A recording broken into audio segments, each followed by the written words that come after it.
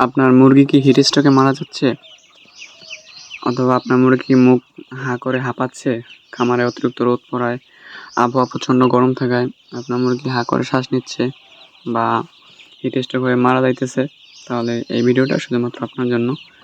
তো স্ক্রিন দেখতে পাচ্ছেন লাইসোভিট। তো এই দুপুরে আপনারা অবশ্যই লাইসোভিট দিবেন। অতিরিক্ত গরমের কারণে মুরগি হাঁ করে শ্বাস নেয়, এই দেখেন এরকমভাবে। তো এটা হচ্ছে আপনার গরমের কারণে আপনার হাঁপাচ্ছে।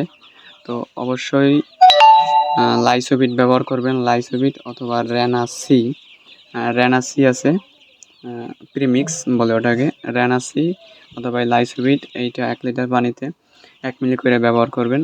তো তাহলে আশা করি এইটা হবে না।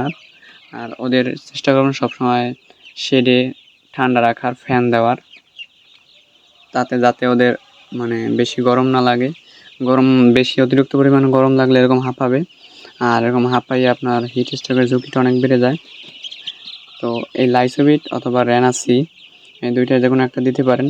তো খুবই ভালো কাজ করে ওদের শরীর ঠান্ডা রাখতে, প্লাস হচ্ছে আপনার ওদের ইমিউনিটি বুস্ট করতে, এবং হচ্ছে ওদের রোগ প্রতিরোধ ক্ষমতা বৃদ্ধি করে, ইমিউনিটি বুস্ট করে, তারপর হিট স্ট্রোকের ঝুঁকি থেকে অনেক অংশে রক্ষা করতে পারে।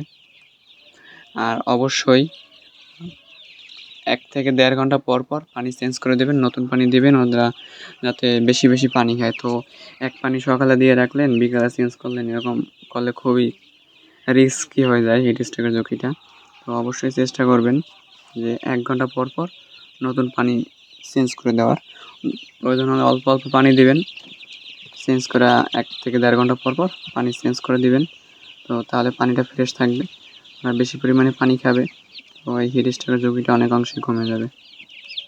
এবং হয়েছে আপনারা যারা বাসা বাড়িতে অল্প কিছু আপনারা দেশি মুরগি পালন করেন অথবা শৌখিন জাতের মুরগি পালন করেন, তো তারা চেষ্টা করবেন এইভাবে দুপুরে যদি লাইসোভিট অথবা রেনাসি একটাও না থাকে, তাহলে চেষ্টা করবেন এইভাবে লেবুর পানি আপনার মিশিয়ে খাবার পানিতে দেওয়ার।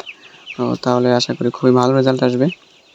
আর এটা হচ্ছে আপনার প্রচুর পরিমাণে ভিটামিন সি আছে, যার ফলে হিট স্ট্রোকের ঝুঁকিটা অনেক অংশে কমাই দেয়। আর যদি পারেন লাইসোভিট অথবা রেনাসি আছে, এই দুইটার যে কোনো একটা কিনে ব্যবহার করার। আর যদি না কিনতে চান, তাহলে এরকমভাবে লেবুর পানি দিয়ে বাসা বাড়িতে অল্প কিছু দেশি মুরগি লালন পালন করে থাকলে তো সেটা করতে পারেন। তো আশা করি বুঝতে পারছেন। তো এইভাবে নিয়মটা ফলো করলে আপনাদের হিট স্ট্রোকের ঝুঁকিটা অনেক অংশে কমে যাবে। ধন্যবাদ সবাইকে। আর যদি যে কোনো বিষয় জানার থাকে অবশ্যই কমেন্ট করবেন, আর চ্যানেলটি সাবস্ক্রাইব করে পাশে থাকবেন।